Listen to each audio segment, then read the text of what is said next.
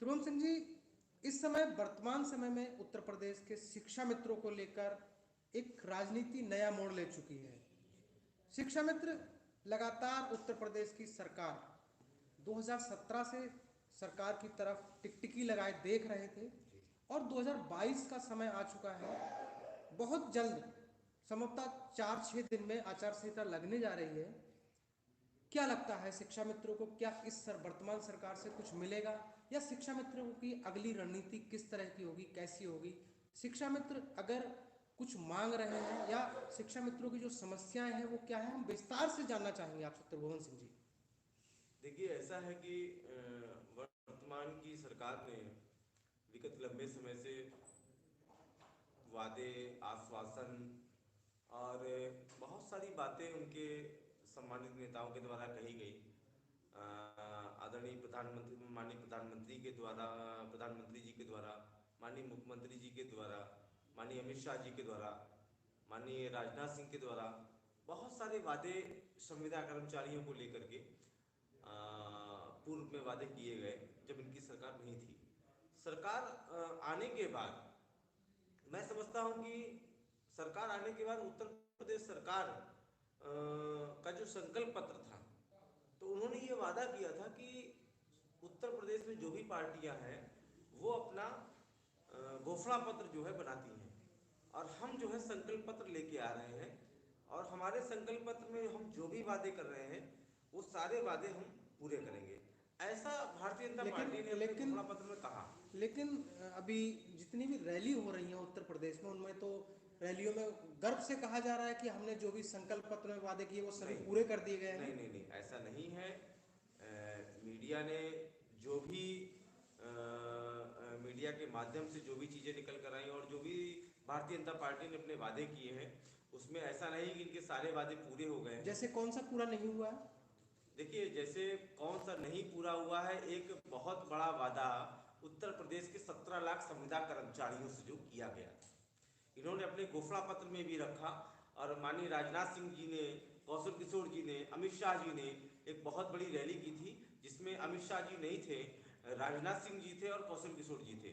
तो उस समय ये वादा किया गया था, जो उत्तर प्रदेश के जो 17 लाख संविदा कर्मचारी हैं, 17 लाख के अबव हैं, तो इन सारे सभी संविदा कर्मचारियों को हम नियमितीकरण की सुविधा देंगे, राज्य कर्मचारी का दर्जा देंगे, और जो भी इनकी मांगे हैं उन सभी मांगों को हम पूरा करेंगे यदि उत्तर प्रदेश में हमारी सरकार बनती है। अच्छा, वो कौन कौन से 17 लाख कर्मचारी हैं, किस किस विभाग के हैं, कुछ बताएंगे आप हमें? देखिए, उनमें जैसे शिक्षा मित्र हैं, ठीक है। लगभग 1.5 लाख के आसपास शिक्षा मित्र हैं, 1,60,000 के आसपास। उसमें आंगनवाड़ी भी हैं हमारे, उसमें हमारे अनुदेशक भाई भी आते हैं, उसमें रोजगार प्रेरक आते हैं, रोजगार सेवक आते हैं, होम गार्ड आते हैं, और ग्राम स्तर पे जो सुरक्षा कर्मी रखे गए हैं वो लोग आते हैं, बिजली विभाग के संविदा कर्मचारी हैं, मनरेगा के हैं, तहसील में जो है संविदा कर्मी पर लोग लगे हुए हैं। तो इस प्रकार से अधिकांश डिपार्टमेंट के लोग हैं जो संविदा पर कार्यरत हैं, और जिसको लेकर के भारतीय जनता पार्टी ने एक ताना बाना बुना था कि इन संविदा कर्मचारियों को लेकर के उनको पता था कि इन संविदा कर्मचारियों का एक जो वोट बैंक है वो 10 के आंकड़े को भी पार करता है। 10 क्या मतलब बहुत बड़ा स्तर है उत्तर प्रदेश में। तो इन्होंने एक बहुत बड़ा कुनबा पकड़ा और ये वादा किया। हालांकि बड़े लोग हैं, बड़ी पार्टी है, वादा किया, अच्छी बात है, लेकिन आज मैं समझता हूं कि इनको वादा पूरा करना चाहिए था। 2017 में शिक्षा मित्र कहते थे कि हम किसी भी सरकार को बनाने का जी। और हराने का जी। वजूद रखते हैं। जी। क्या आपको लगता है इस समय भी शिक्षा मित्रों में वो क्षमता, वो ताकत, वो एकता बची है? जी, बिल्कुल बची है शिक्षा मित्र। अगर ऐसा नहीं है, जैसे मैंने आपको बताया कि उत्तर प्रदेश में 17 लाख संविदा कर्मचारी हैं, और ये वो संविदा कर्मचारी हैं जो जमीनी स्तर पे जुड़े हुए हैं। वो चाहे हमारी आंगनवाड़ी महिला बहनें हों, चाहे हमारी आशा बहुएं बहनें हों, चाहे हमारे रोजगार प्रेरक हों, रोजगार सेवक हों, ग्राम स्तर पे सफाई कर्मचारी हों, शिक्षा मित्र हों, अनुदेशक हों, मतलब जितने लोग हैं ये सब जमीन से जुड़े लोग हैं।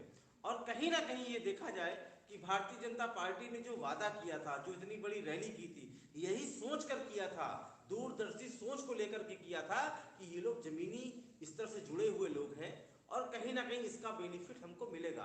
और ये बात उस समय के जो कौशल किशोर जी थे या अमित शाह जी थे या भारतीय जनता पार्टी का जो केंद्रीय नेतृत्व है, वो इस बात को जानता था कि ये एक बहुत बड़ा तबका है जो संविदा पर कार्यरत है, और कहीं ना कहीं अगर इनके लोगों की जो समस्याएं हैं, इनके जो मुद्दे हैं, इनको अगर हम अपने मैनिफेस्टो में या अपनी बातों में रखेंगे तो कहीं ना कहीं उत्तर प्रदेश सरकार में हम सरकार बनाने में सफल होंगे।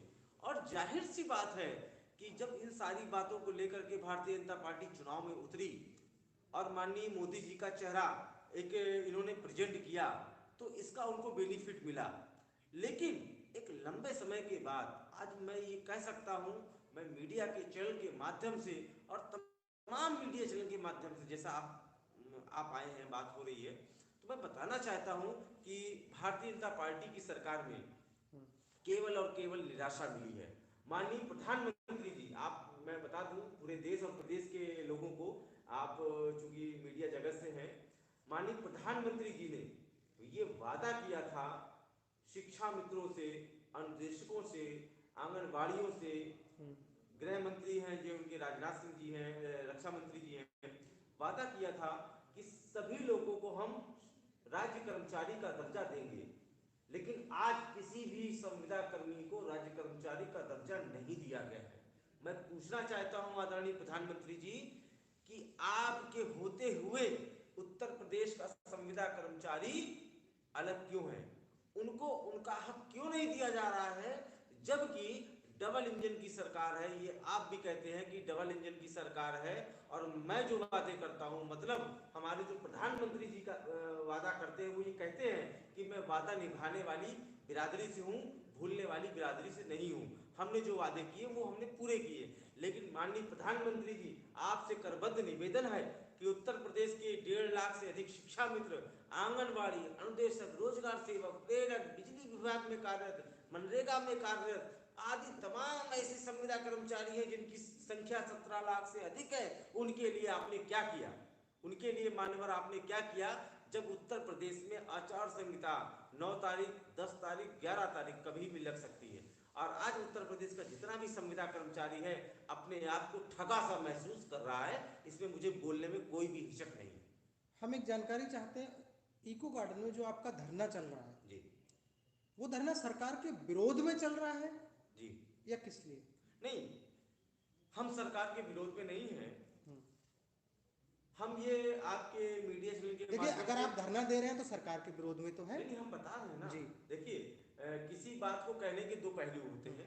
जैसा कि शिक्षा मित्रों के बीच में एक ये नैरेटिव छोड़ा गया कि त्रिभुवन सिंह 3 तारीख से धरना प्रदर्शन कर रहे हैं और ये सरकार के विरोध में कर रहे हैं, तो जो शिक्षा मित्रों को मिलना है वो भी नहीं मिलेगा। नहीं, ये गलत नैरेटिव छोड़ा गया है आप लोगों के बीच में। मैं आपसे बता दूं कि जब से भारतीय जनता पार्टी की सरकार उत्तर प्रदेश में आई है, तो भारतीय जनता पार्टी में आदरणीय माननीय प्रधानमंत्री महोदय जी ने, माननीय अमित शाह जी ने, माननीय राजनाथ सिंह जी ने, माननीय डिप्टी सीएम दिनेश शर्मा जी ने, माननीय केशव मौर्य जी ने, माननीय प्रदेश अध्यक्ष स्वतंत्र देव सिंह जी ने, और आरएसएस से जुड़े जो लोग हैं उन लोगों ने भी ये कहा था कि आप भाजपा की सरकार बनाए और आप लोगों का भला होगा। तो हम जो ये धरना प्रदर्शन इको गार्डन में लगा रहे हैं, ये हमारा आंदोलन नहीं है, ये हमारा वादा याद दिलाओ अभियान है। ये वादे जो भारतीय जनता पार्टी ने, आदरणीय प्रधानमंत्री जी ने जो हमसे किए हैं, वही कार्यक्रम को लेकर हम लोग लखनऊ इको गार्डन में विगत 3 जनवरी से यहाँ पर बैठे हैं। हमारा केवल एक उद्देश्य है, और हमारा कोई संगठन, कोई बैनर नहीं है। यहाँ पर उत्तर प्रदेश के समस्त शिक्षा मित्र आकर के अपनी पीड़ा को, अपनी आवाज को उठाने का काम कर रहे हैं, क्योंकि ये लड़ाई उनकी है, उनके भविष्य की है, उनके बच्चों को पढ़ाई लिखाई की है, उनका पेट है। आखिर इस अधेड़ उम्र में आकर जब व्यक्ति की उम्र 35 से 40 साल की हो गई है, तो वो आदमी कहाँ जाएगा अपने बच्चों की पढ़ाई लिखाई, अच्छी शिक्षा दीक्षा, और जो बोझ है, पारिवारिक बोझ है, उसको कैसे निर्वहन करेगा?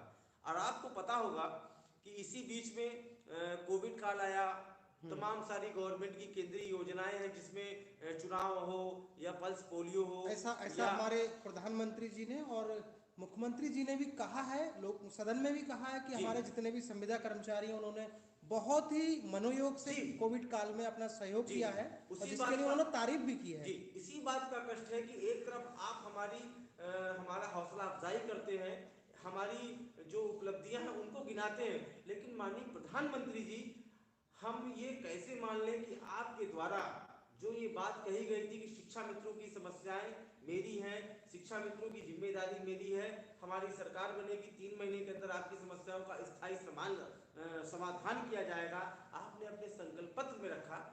आज वो जो जो सारी चीजें आपने रखी वो अब तक पूरी नहीं हुई हैं, आखिर कारण क्या रहा? तो बात ये चल रही थी कि 3 तारीख से जो लगाया है, तो मैं फिर बता देता हूँ आपकी मीडिया चैनल के माध्यम से कि हमारा जो ये कार्यक्रम है किसी संगठन का नहीं है, किसी बैनर का नहीं है। हमारी जो समस्याएं, हमारी जो मांग है, हमारा केवल एक ही नारा है कि वादा याद दिलाओ अभियान।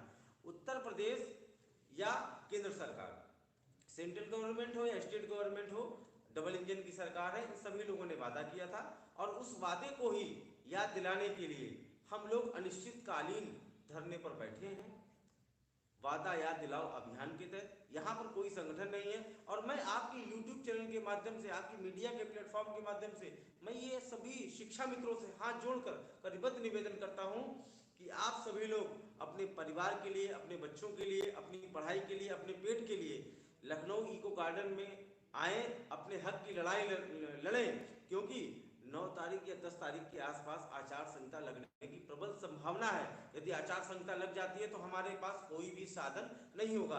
आने वाली सरकार किसकी होगी ये हमें नहीं पता, आने वाली सरकार हमारे लिए करेगी कि नहीं करेगी ये भी हमको नहीं पता, लेकिन अभी समय है, घर से निकलिए, इको गार्डन आइए, ललकारिए, अपनी आवाज को बुलंद करिए। ना यहाँ पर कोई बड़ा संगठन है, ना कोई कुछ है, यहाँ पर समस्त शिक्षा मित्रों की आवाज है। और एक मैंने प्रयास किया है कि क्यों ना, चूंकि मैं भी शिक्षा मित्र हूँ, मेरी भी लड़ाई है, तो मैं समझता हूँ कि प्रत्येक शिक्षा मित्र इस भावना को, इस समस्या को, मेरे द्वारा कही गई बातों को समझे। और मुझे दुख इस बात का है कि जो हमारे प्रदेश के बड़े बड़े नेता हैं, मैं किसी का नाम नहीं लेना चाहता हूँ, मैं किसी को बुरा भी नहीं कह रहा हूँ, आज अगर वाकई में आप शिक्षा मित्रों के पक्षधर हैं, पिछले 5 सालों में बहुत सारी घटनाक्रम हुए, आंदोलन लगाए गए, नहीं लगाए गए, क्या कहा क्या नहीं कहा, हालांकि उन सब चीज़ों पे प्रकाश डालने से कोई फायदा नहीं है, लेकिन आज अगर आप वाकई में शिक्षा मित्रों के पक्षधर हैं, उनके निर्माता हैं, उनको अग्रणी मानते हैं, उनको अपना मानते हैं, तो मैं आह्वान करता हूँ कि 6 तारीख को उत्तर प्रदेश के समस्त जिलों के शिक्षा मित्र एवं उनके जो भी प्रदेश अध्यक्ष हैं, वो सभी लोग 6 तारीख को अपनी ताकत दिखाने का काम करेंगे उत्तर प्रदेश सरकार के खिलाफ। अच्छा, अगर हम पूछें कि एक लाइन में आपकी सरकार से क्या मांग है? हमारी मैंने जैसा कि पहले बताया, फिर बताया कि उत्तर प्रदेश सरकार ने कहा था कि आपके लिए हाई पावर कमेटी का निर्माण किया गया है, हमने आपको संकल्प पत्र में रखा है। योगी जी कहते हैं कि आपके लिए हम स्थायी समाधान का रास्ता निकाल रहे हैं, तो मेरी केवल यही मांग है कि आप हमारे लिए स्थायी समाधान निकाल लीजिए, हमें मंजूर है। अच्छा, अब तक कितने शिक्षा मित्र ऐसे हैं जो नौकरी के दौरान अपनी जान गंवा चुके हैं? मैं मीडिया चैनल को क्योंकि ये मैंने बता, देखा लगातार आप जी जी जी, मृतक शिक्षा मित्रों की मांग उठाते देखिए रहे हैं। ऐसा है कि जो मेरे पास व्यक्तिगत आंकड़े हैं उसमें 2 दर्जन से ज़्यादा लोगों ने फांसी लगाई है और लगभग 2000 से अधिक शिक्षा मित्र जो है अवसाद के कारण या एक्सीडेंट हुए हैं, जिसमें अवसाद की संख्या ज़्यादा है, एक्सीडेंट है और तमाम सारी चीज़ें बीमारी के कारण लोग खत्म हुए हैं। तो कहीं ना कहीं एक ठेस है कि जो सुविधाएं हमको मिलनी चाहिए थी। अभी आपने देखा कि राज्य कर्मचारियों का संयुक्त धरना प्रदर्शन था, उसमें शिक्षा मित्र, अनुदेशक, आंगनबाड़ी सभी लोग सम्मिलित थे और राज्य के उसमें जो है, जो हमारे जो शिक्षक बराबर के लोग हैं, उसमें राज्य कर्मचारियों को कैशलेस इलाज की सुविधा प्रदान कर दी गई है। 5 लाख रुपए तक का वो लोग इलाज सरकारी या प्राइवेट हॉस्पिटल में करा सकते हैं, जिसकी व्यवस्था राज्य सरकार करेगी। तो क्या शिक्षा मित्रों को इस सुविधाओं से वंचित रखा गया है? बिल्कुल बिल्कुल, ये शिक्षा मित्रों को सुविधाएं नहीं मिल रही है, जो कि कम मानदेय पर ये वो लोग नौकरी कर रहे हैं। मैं हमारे वीडियो को देखने वाले सभी दर्शकों को बताना चाहता हूँ, ये बहुत बड़ी बात है।